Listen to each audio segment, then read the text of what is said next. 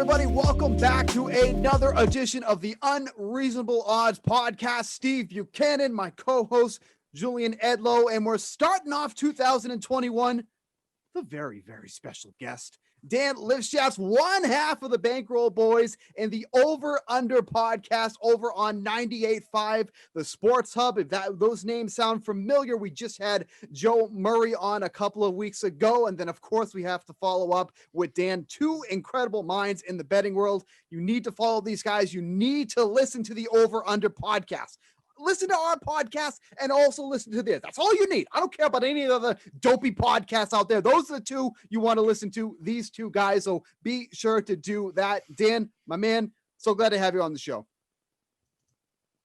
Yeah, guys, I appreciate it. I'm happy to come on. I'm doing my podcast later today, so it's a nice little so we get a couple little double dip of the podcast, a lot of football action this week. So I mean, I'm ready, dude. I'm ready.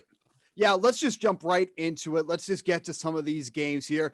Really, really impressive slate of games. I'm actually really excited for this one. Let's start off with the Colts and the Bills. The Bills, as you would imagine, 6.5 point favorites with an over-under of 51. This line is back to where it opened at 6.5. Bounced up and down a little bit to -7 for the Bills, but it's currently sitting at 6.5. The over-under did drop a point, opened at 52. I don't even think this one's close. I feel really strong about the Bills here. They've been one of the best teams against the spread in the league. They finished 11-5, tied for first with the Dolphins, 7-4 against the spread as favorites so far this year. What are we thoughts on this one, Dan? How do you feel about this one? I'm sort of conflicted, to be perfectly honest with you. I do feel as if the Bills are ultimately the better team, but what I think that they've struggled with are teams who can run the ball and really control the clock. We saw that in Buffalo against the Patriots team, who, I mean, just to be perfectly honest with you, wasn't very good this year. Obviously, Philip Rivers is not Cam Newton in terms of running the ball, but Jonathan Taylor and Naheem Hines have really picked up their game. I feel like that short passing game, especially that screen game, the short run game, is something the Bills struggle with. Now, since I really personally don't like the Bills as a person, I would have much preferred to see them, face Baltimore or Cleveland or a team like that, who I think would have really given them a lot of trouble. I still think Indianapolis's defense is something that, is going to be an issue for Josh Allen. There's going to be pressure up the middle. If you remember, that defense was rated really, really highly the first part of the season. I mean, they were considered an elite defensive unit early on. And I know they kind of fell off near the end of the year. I think, losing, they had a lot of injuries in the second half. And, I think that contributed to it. They're mostly healthy now. I mean, they've gotten pretty much everyone back. I think they were almost fully healthy last week from what I remember. Obviously they didn't cover against the Jaguars, but I mean, to me, I think Indy is going to give them trouble. Usually I'm the spread doesn't matter guy. In COVID, that has not been the case. I mean, almost always the spread has mattered this year, which is crazy. So I'm pretty decided on taking Indy and the points this week. Ooh. I don't love it, but I do think that it's the right side ultimately, just because if you want Buffalo, why is the spread not 7? Why is it not 7.5? Why is it opening at 6.5? I know it bumped up to 7, but the opening number to me is always very important in these wildcard playoff games. Why is it 6.5, not 7.5, 7? The rule is to lay the 7.5 and to take the 6.5. And I think that's what I'm going to do this week in this game.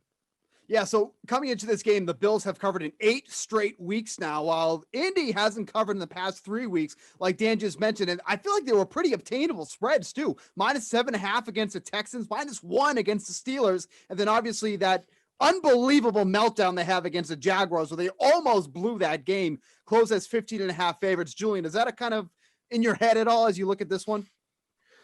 What's in my head is that a lot of what Dan said makes sense. That's how you bet. But is this Bills team kind of an exception to the rule, because they ended the season not just covering, but all 6 of those last wins by double digits. Then you have the Hail Murray game in there, which they did cover as a 3-point dog against Arizona. And the game before that, It's a 10-point win against Seattle. So those last 7 wins are all by double digits. So when the Bills are winning, they're winning, covering, winning by double digits. Taylor and Hines are going to be the key to this game for Indy. I totally agree on that. Steve and I were big player prop guys. I was on the Jonathan Taylor rushing prop at 83.5 yards last week. He goes for 253. Now, this isn't Jacksonville, but the Buffalo run defense is nothing special. They're going to use Jonathan Taylor to stay in this game and keep it close and have a chance to win it and be in position to cover that 6.5. So I'm not going to bet this game on the spread. I'm going to stay away from it. I have interest in a couple of things. I have interest. I don't think Indy's going to win. I think Buffalo is going to win this game. I think they went through the learning process last year. Weird playoff game against the Texans, absolutely choking. That was their learning process, I guess. They dominate this season. They're getting fans at home, which is going to be a little bit of a boost for them. I think they're going to win this game. So that leaves it to 6.5. I know how much both of you guys have talked about teasers this season. Mm-hmm. Buffalo is going to be a leg of a teaser for me because I think they're going to get through this game. But I do want to look at the Jonathan Taylor rushing prop. I want to look at I know Indy had a good defense, like Dan said, but it has certainly slowed in the second half. I want to take a look at the Stephon Diggs receiving prop, which is high, 90.5 yards. I think I saw it at, but wow. He has, just soaked up double-digit targets week after week for the Bills. That's another spot I want to look at. In the end here, Taylor and Hines are great. Phillip Rivers, not a good cold weather quarterback, not a clutch quarterback. I feel like this game, Dan might get his cover here. This could be like a 6-point game at the end, and Phillip Rivers throws a back-breaking interception with 4 seconds left, and that's the game. Yeah, I take a look at that team. I mean, also I believe that Diggs is banged up this week too, and not practicing today. Yeah, there's just a lot of things. Not to mention, everyone's so high on this team that they've won nothing. I mean, really, the only sort of experience that we've seen Josh Allen and the coach, Sean McDermott, have in the playoffs is they crap their pants against Bill O'Brien. I mean, it wasn't like it was like Bill Belichick outsmarted them and overcame a double-digit lead. No, this was Bill O'Brien in the playoffs where they crapped their pants, soiled the sheets, and lost the game. And in a game they were absolutely dominating, controlling. I know this is in Buffalo. There's going to be fans, but I mean, at the end of the day, I do think this is a losable game for the Bills. The other thing that does worry me is, at 6.5, the teaser side is basically you're getting Buffalo on the money line, right? You're getting Buffalo on the money line.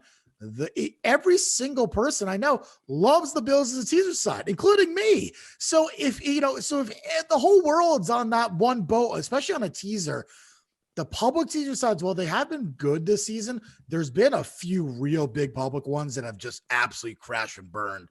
And it feels like Tampa and Buffalo this week are that's a classic teaser. And it feels like one of those sides is going to burn you. You're going to get burned on one of them. Yeah. And I don't know who it's going to be. Is it going to be a Tampa? Is it going to be Buffalo? Tom Brady's out of that teaser, so I'm going to say Buffalo's going to burn you just because I'm rooting Brady right now. I'm on the Brady train. Real quick before we move on, just one player prop I did like in this one. Trey Burton to score an anytime touchdown at plus 525. Phillip Rivers loves his tight ends in the red zone. Obviously, there's a couple guys in there in the mix, but Trey Burton has been the guy that's leading in red zone targets amongst that group. So if you want to throw a little bit on a player prop there, I do like Trey Burton to score an anytime touchdown. Let's move on to the game that I'm struggling with the most, which is the Rams and the Seahawks. Seahawks are -3 favorites in this one, an over-under of 42. This one did open as the Seahawks as 4.5-point favorite. So that line's seen a little bit of movement here. I don't like either side. I think this is just such a tough line at -3. I don't feel strongly about either one. And the biggest reason for me is that Rams secondary is so good. And we've already seen these two teams go at it already. You look at a guy like DK Metcalf, who's been like the alpha in this offense. against his team already, 8 catches for 87 yards, which doesn't sound too bad. But when he's seen Jalen Ramsey in coverage, he's been held to just 1 catch on 4 targets for 11 yards. So you would have to think that they would shadow, at least attempt to shadow DK Metcalf with Jalen Ramsey. There goes your biggest part in the offense. Now, to that note, Tyler Lockett has gone for 8 catches and 110 yards against the Rams. So it does open up Tyler Lockett, but I just don't really like either side because, neither team has been good at hitting the over at all, by the way. The Rams are 4-12 at hitting the over this year. Seattle 8-8. And neither team has been great against. Oh, so I take that back. The Rams are 9-7 against the spread, but 2-2 as underdogs. No team just really kind of breaks out to me here. Like, if anything, I'm probably looking at the under 42, which is a scary number because that's a low number here. But with how bad the Rams have been, with how good I'm giving the respect to the Rams secondary, I just don't think this is going to be a high scoring game. And quite frankly, Seattle hasn't been scoring, at least in the last few weeks of the season. So what are our thoughts on this one? I'm just kind of leaving this alone. I like the under on the total, but I think that's it for me in this one. So, I mean, both of these games went under the total, I believe, this year Yes. in the previous 2 meetings. The way I'm looking at it is I think that 43 number is, I think it's bait. I do. I think they want you on that under. I think they want you taking that number.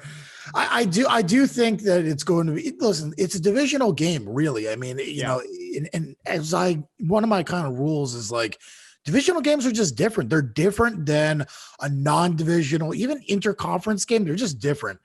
And so when these two teams get together, man, especially these two, there's some bad blood.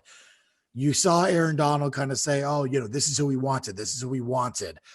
I do think that there is kind of something there to that, is that, these teams know each other so well. They're both going to have something prepared, something ready for each other. As you kind of said, I think if you wanted to take a number with the Rams, you needed above that 4. I would have taken 4, maybe 4.5, preferably, obviously not 5 because you would have missed the best number by then. Yeah. If I'm taking Seattle, I'm not taking anything probably above 3. Like, I don't want the 3.5 number. And so to me, I'm probably staying off this game on a side as well. I'm leaning towards the over because my expectations are, these teams are gonna have to air it out. Seattle, especially, I don't think is going to be able to run the ball against the Rams. No. What the Rams have been able to do, to the ground game recently. Chris Carson has been banged up all season long. Carlos Hyde to me still is, blah. Like, he's not exactly someone who, is going to impress me. And especially against this defensive front, I think Seattle's going to have to throw the ball 40 to 45 times early to win this game and be successful.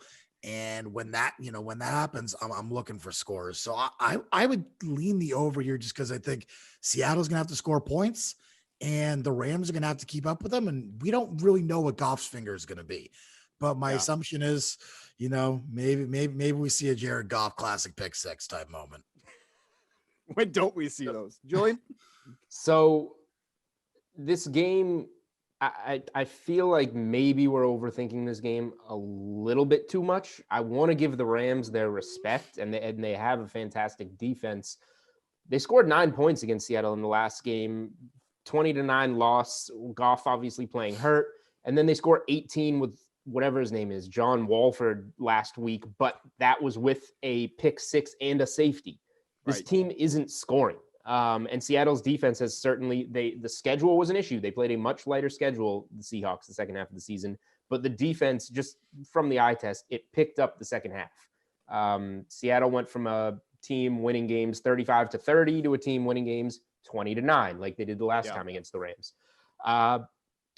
The total's tough. Like, I agree with both of your points. It should be an under game, but how does Seattle win this game? They let Russell Wilson, the best player on the field, throw it 40 to 50 times, and that's a recipe for an over. So I could see this one going either way. I just don't know how the Rams are going to score that many points with Goff playing with a jacked up thumb or this John Walford dude playing. So I think what that means to me, if I'm split on the total, I want Seattle at 3, and Seattle is 3 as we record this on the DK Sportsbook. So it's going to be Russell Wilson versus either an injured quarterback or a backup quarterback at home. I'm going to play the Seahawks -3 in this game. And whether it comes with Seattle scoring a lot of points and it finding its way to the over, or they have to grind this out, I just don't think the Rams are going to find a way to get what they need in this game. I know it's a little bit scary playing for the third time. They split the game. Seattle won the last one. It's supposed to be a bounce back spot for the Rams.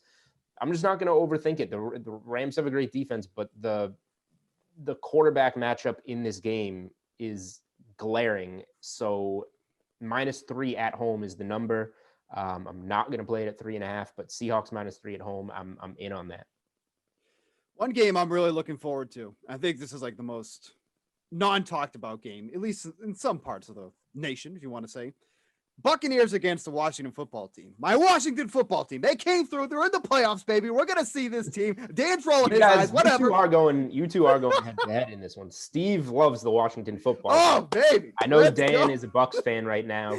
I'm just a Bucs fan at heart. I mean, that doesn't necessarily mean I'm betting with my heart. I'm just saying. I don't know. No, absolutely. I'm just setting the stage here. Okay.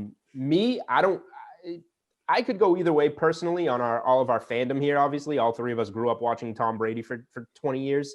I could go either way as a fan, watching him get this done, or watching him kind of crash and burn in his first playoff game away from the Patriots. However, before the season started, when that Brady news was just kind of coming to the surface, I bet a ton of Bucs futures. So like, I have the Bucs to win the Super Bowl at plus 3,000 or whatever. I have the Bucs to win the NFC at plus 1,800. I'm team Bucs for my money. But go ahead, Steve. I know you're going to start with why Washington's maybe even going to win this game. Definitely cover.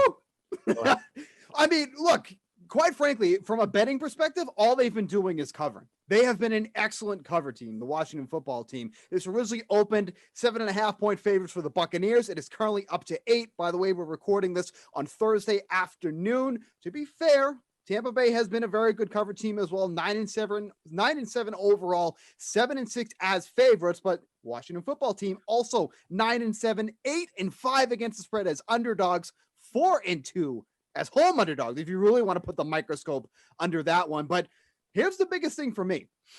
The Washington football team hasn't had a score in all of their games combined higher than 40 in 5 straight weeks. They are allowing an average of 17.2 points in that span. And one of the biggest things for me, they are going to get pressure on Tom Brady. Brady is only feeling pressure on 24% of his dropbacks. But when that is occurring, his adjusted completion percentage is at 58%. That is one of the lowest in the league. That is right below Carson Wentz and right above Drew Lock. That's the company he's in there. And his 5.2 yards per pass attempt in that scenario is one of the lowest in the league, and he's taken 21 sacks. That is what Washington does to win games. Obviously, it is a very tough offense that they have to try to stop because there's so many moving parts on that field. But Washington, I think we can all admit now, their secondary is excellent. Their defensive line is excellent. This is a tougher match for the Buccaneers than I think people are giving them credit for. Dan, big Bucs fan, rolling the eyes when I was talking about Washington. Let's hear it. No, I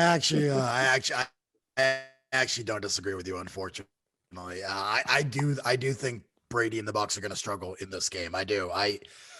You've kind of talked about it. I mean, listen, the Chase Young stuff does worry me a little bit if I'm a Washington backer. Like, kid, shut the hell up. Like, can you stop? It's Tom Brady. This is what he's done his whole career. He takes the crap you say and he turns it against you. So that is a little bit of a nerve-wracking situation. But ignoring that, the Bucs offensive line is a mess. It has been all season. I mean, the team that I almost kind of compared, this Washington team to is Chicago. I think they're a slightly better version of Chicago. We all saw that primetime game where Chicago teed off against their offensive line, and Brady they just couldn't do anything. Yeah. It also kind of reminds me of like the New York Giants, where in that first half, the Giants teed off on the offensive line. And, again, Brady and the Bucs struggled badly. I do think that they're, Bruce Arians is at least competent enough to kind of understand this, and he's going to have. Well, I think. I said I think. I don't know. I said I think. I think that he's competent enough where they're going to, double team early.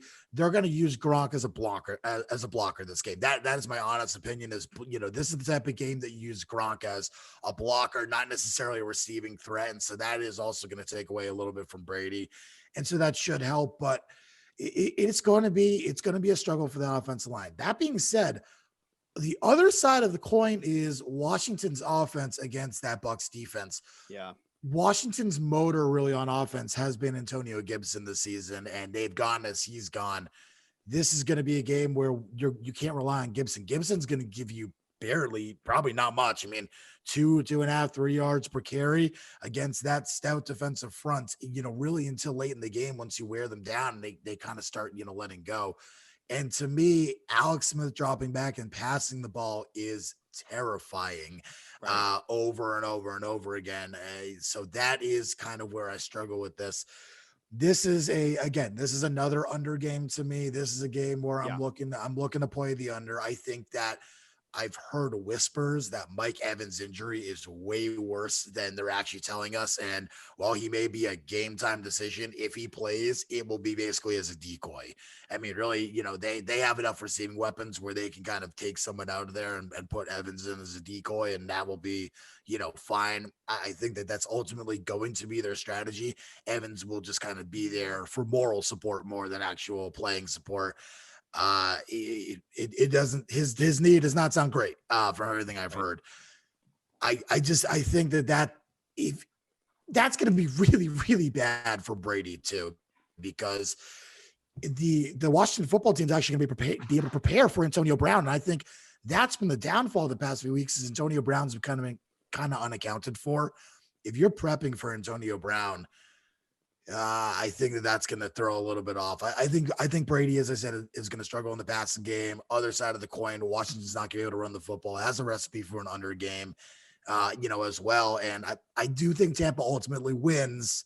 I do. I don't think it's going to be the Seattle-New Orleans game a couple of years ago, but I think it's going to be close. I would not be shocked if Tampa won, by 3. That type of game, 3-4.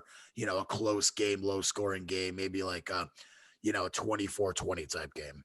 And real quick, Julian, before you get to your point, Mike Evans has been Brady's favorite target in the red zone, so that obviously would come into play as well. You would like to think that would go to Antonio Brown and possibly Rob Gronkowski. Go ahead, Julian. Yeah, so it's an under game. All these high flying Brady offenses running into a good defensive line, even though Chase Young is saying the wrong things. He didn't just win defensive rookie of the month. He just won defensive player of the month. He's the real deal. It's just, we've seen this so many times. And then there's the primetime old man, 43-year-old Brady that is games kicking off after 8 this season, 1-3 straight up, 0-4 against the spread. Oh. Tom Brady doesn't like to stay up late and play football anymore. He likes to go to bed and play at 1 p.m. I mean, me too, man. So I'm 29. I can't imagine how he feels. Yes, he's getting up there, man. So I kind of put a little bit of stock in that, but like, come on, you got to get up for a playoff game. Get out the smelling salts or something. It's an under game. I agree. So I put all my stuff out on Twitter. Obviously, I did take the Bucs -7 on right after that Washington Eagles game finished, because I knew that it wasn't going to close anywhere around 7, and if I wanted to get out of it, I could. So yeah, that's all I have at the moment. I'm not involved in the whatever, like Bucs Saints money line sucker parlay that people are going to put together. I do think Tampa wins the game because I can't see Washington doing enough offensively. Gibson, not only is Gibson banged up, McLaurin's a little banged up. Alex Smith isn't going to win them this game. That's why Washington was talking about mixing in Taylor, whatever his name is, the quarterback that Ron Rivera has from Carolina. If you think rotating Alex Smith and another quarterback is going to win you this game, you're not winning this game. That tells us that you're not winning this game. So I just don't see it from Washington, but they are going to put the pressure on Brady, and it just historically hasn't been a good spot for him. So I'll probably get out of my Tampa -7. I don't think they're going to win by more than a touchdown, honestly. But if you see, I have a different team. We'll get to one of the Sunday teams teased with the Bills. But I honestly think if you teased Tampa and Buffalo, it will work. I know Dan's saying one side's going to fall off, but I'm more confident in the Buffalo side, I guess. And we kind of agree that the Bucs will squeak this one out. I don't know. I think this could be one of those teasers on Saturday that does pull through. I don't liking favorites all this much. I'll say that Washington covers, but I don't know if Washington has enough to win this game. I don't know how they have enough to win the game unless they absolutely tee off on Brady. We're talking like 14, 17 points from the Bucs. Yeah, hopefully Ron Rivera stops watching all the Saints highlights, so we stop doing this little rotation of quarterbacks. Let's move over to the Sunday slate. This is the one I feel like is the biggest trap. Baltimore -3.5 against the Titans with an over-under of 54.5. Both the spread and the over-under have pretty much stayed the same since it opened. Baltimore 10-6 against the spread, 8-6 as favorites. Titans not as strong, 7-9 against the spread, 3-2 as underdogs. But one thing worth mentioning, the Titans finished the regular season as the best team at hitting the over, 12-3-1 on the year. I feel like I look at this line and I want to really like the Ravens, but I feel like there should be a reason why I shouldn't. Like, I'm still trying to figure out why I think this is a trap, but I'm really struggling with this game. And that's why we had to have a guest on here, because I'm not going to take Julian's advice. I hope Dan was going to talk some sense into this one here, but I really feel strongly about that 3.5, but I feel like I should be worried about that 3.5. I feel like the Ravens have been playing their best football over the past 3 or 4 weeks since, obviously the COVID issues with Lamar Jackson. He's been playing much better over that span. Obviously we know what Derrick Henry can do, but Baltimore's got a pretty good run defense. He did run for 133 yards in their first matchup on 28 carries. Pretty typical Derrick Henry game. Why do I feel nervous about this line, Dan? What is it that's stopping me? Why do I like it so much, but I don't feel good at the same time? I'm in the same boat, unfortunately. So you brought on the wrong damn guest. Where's Joe? I gotta call Joe. I said, call Joe. I mean, this one is confusing to me as well. This is the type of game where I'm just like, I don't want to touch it. I don't want to touch the over. I don't want to touch the side. I'll wait till the second half, see how the first half plays out, maybe jump in then.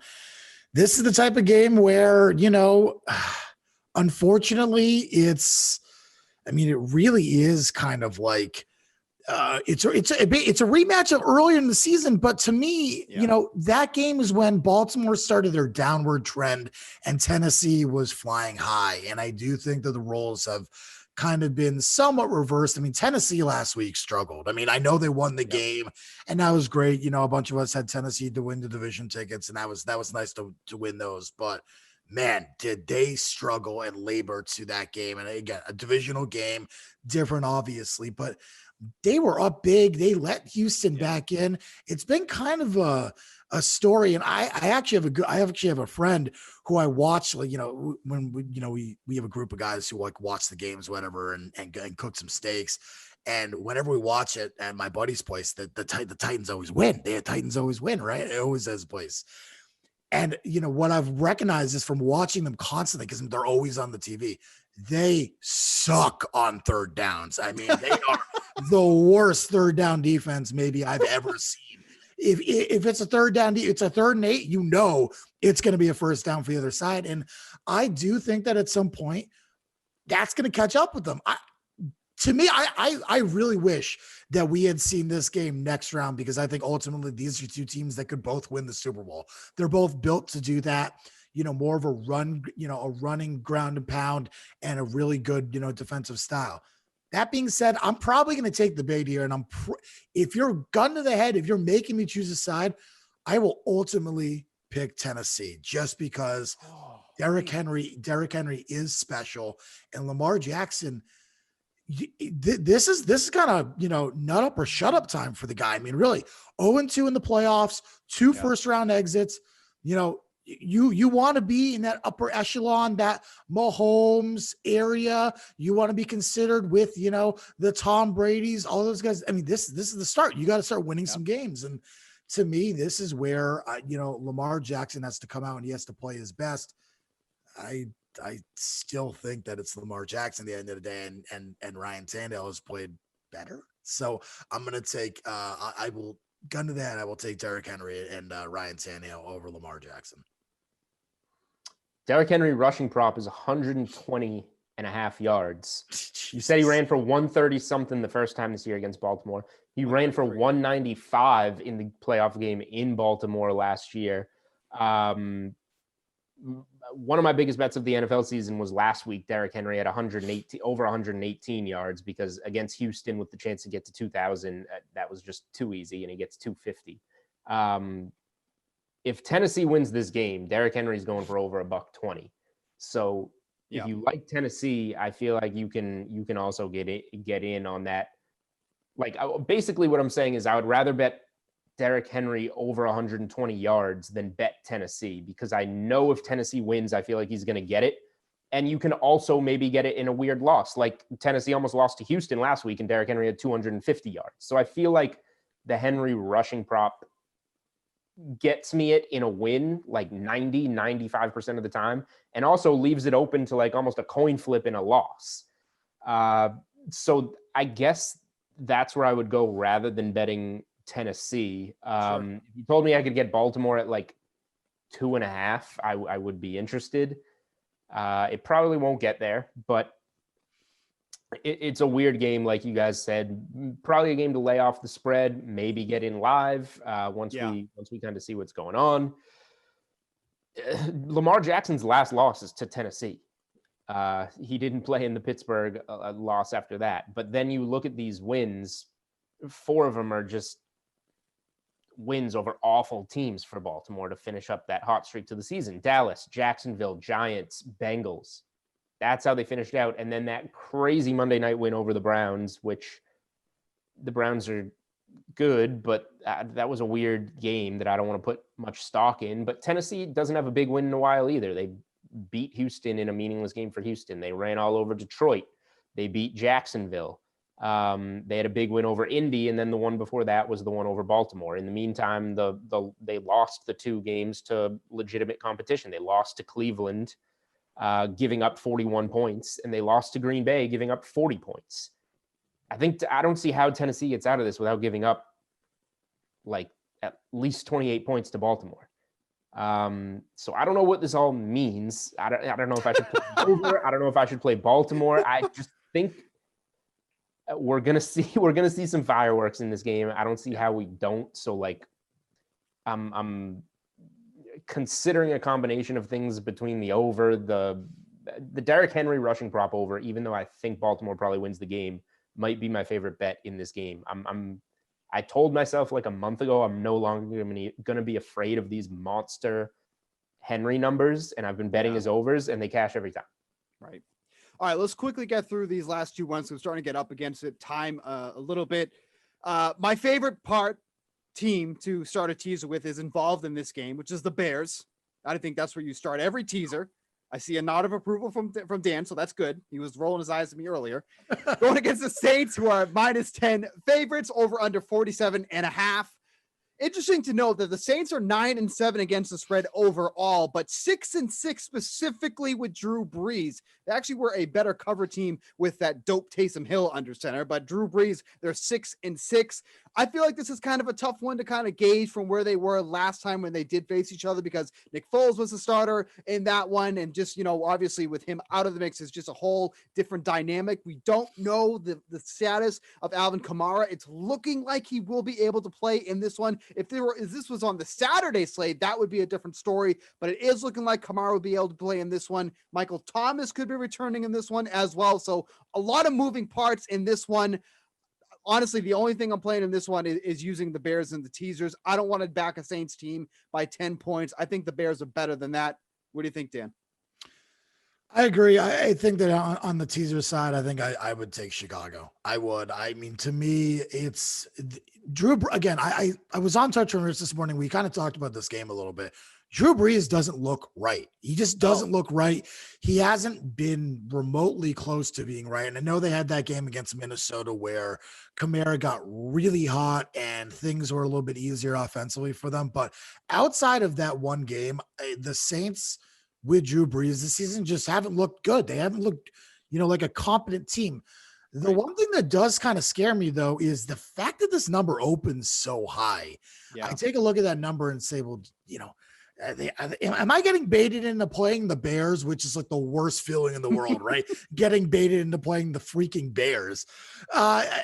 Ultimately, I probably wouldn't take a side in the game. Again, I'm going to go back to my classic playoff under here, and I lean the under in the Chicago New Orleans game again. Two defenses that I think are going to key off on offenses that are either overhyped or in general overrated. I know Trubisky has played very well recently, and that team has won by putting up points. That being said, I mean, we saw a couple injuries last week with the Bears. I mean, we don't know, Montgomery got banged up. Mooney got banged up. We don't know the status of Alvin Kamara for New Orleans. I can't imagine Michael Thomas, even if he is playing, is near 100%. Drew Brees, to me, doesn't look 100%. There, Emmanuel Sanders, who caught like 8 balls last week, right, or whatever, he got banged up in that game and had to come out for a few plays too. So it's like, it feels like it's just a couple of banged up offenses that are going to be doing whatever they can to kind of get through the game against some, pretty damn good defenses. I'm going to go under here too. I also take a look at that opening number of 48 and say, usually the rule with the NFL was under 48 and a half, at least the last few years. It's an under. Over 49 and a half, it's an over. I'm going to kind of play that rule here too. It started open at 48. I'm going to play the under here.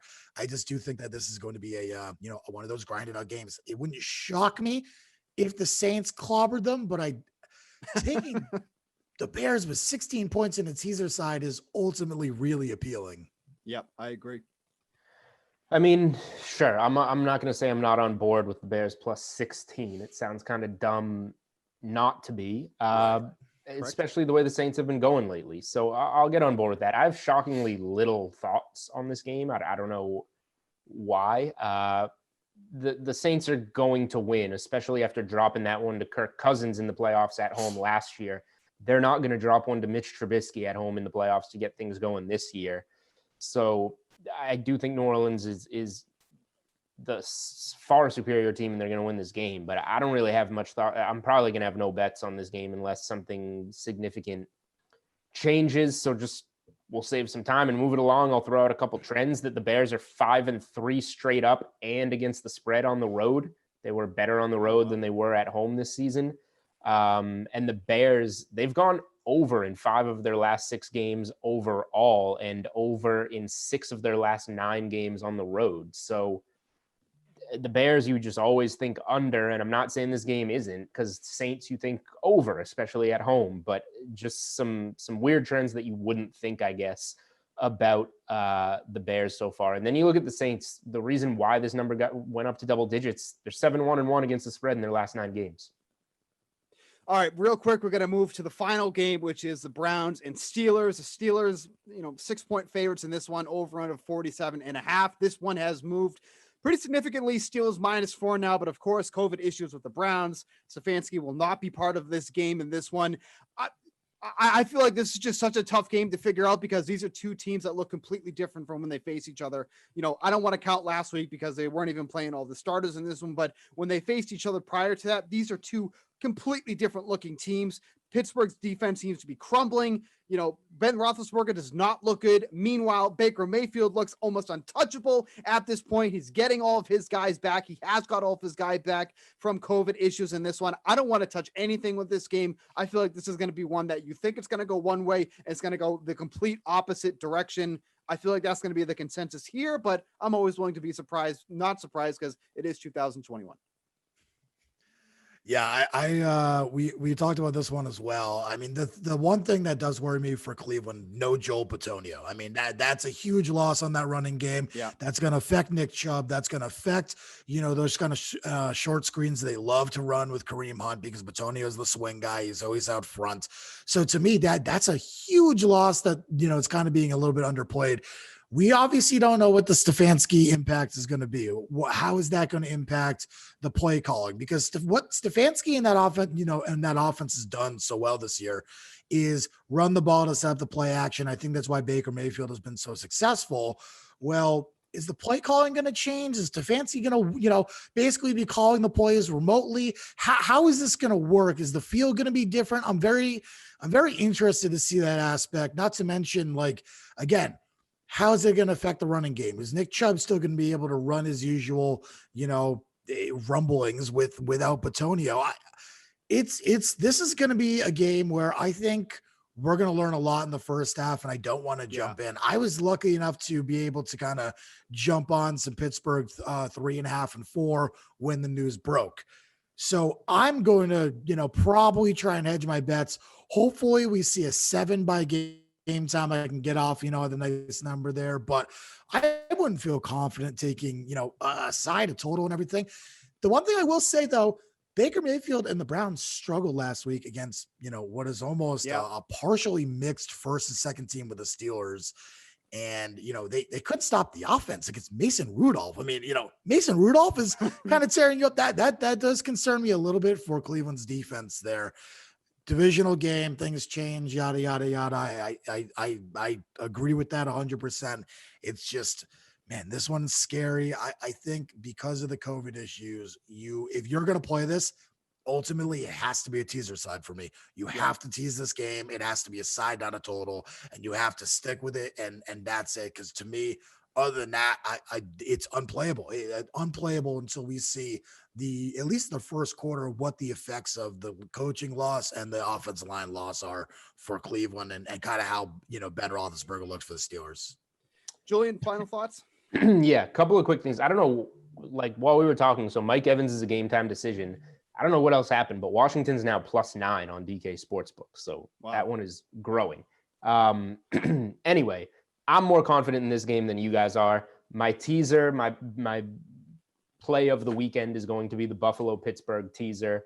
Buffalo, I forgot to mention, 15-1 on the 6-point teaser this season. 15-1. 15-2 coming. Pittsburgh's going to win this game. People are down on Pittsburgh because of how they've played lately. I think they're closer to what we saw in the first half of the season than what we've seen recently. There's going to be some bounce back here from Pittsburgh at home. And I think the Browns are this year's Bills. This is their first taste of playoff success, and now they're doing it without a coach for the week and without a key offensive lineman like Dan talked about. This is going to be, hey, we made it here. This is the first step. Now let's get clobbered by the Steelers, and hopefully we'll be back next year to maybe try and win a game. I really feel that way. I think that the Steelers are going to be able to run the ball with Connor, who is extremely underpriced at $5,000 if you're playing that 6-game DK slate for the weekend. I think that the receivers have dropped, but they're 3 very good receivers that are going to give the Browns secondary some issues. I don't know what Denzel Ward's status is. He was still on the COVID list last I checked. This is Pittsburgh at home for me. This is the better team, the experienced team. And the Browns are having a wild week. They're happy to be here. Good job, good effort. I think that Pittsburgh covers this one if you made me take it at 6, but I'll happily go with the Buffalo-Pittsburgh teaser as my main play this weekend. All right, want to thank Dan Lifshatz, one half of the Bankroll Boys and the Over Under podcast. You can hear that. Check out 98.5 The Sports Hub. Check out the podcast. Dan, let everybody know how they can follow you on Twitter. At Dan Lifshatz, Lifshatz. You can also follow us at Over Under 985 on Twitter as well. We post all of our plays that we give out on the podcast there. We don't post them until the game's basically over. So like third, fourth quarter is when we'll post the players from the podcast. We always get comments. Why are you guys posting so late? That's why, because you got to listen to the podcast to get the plays, and we post them later, so you can't bet them live. I know we suck. We're the worst. I know. That's how you do it. You have to listen to the content in order to get the stuff. So you subscribe to the Unreasonable Odds podcast, you subscribe to the Over Under podcast, and you delete the rest of your podcasts if you want. For Dan Lifshatz, at least the sports related ones, right? Yes, exactly. For Dan Lifshatz, for Julian Edlow, I'm Steve Buchanan. Catch you next week.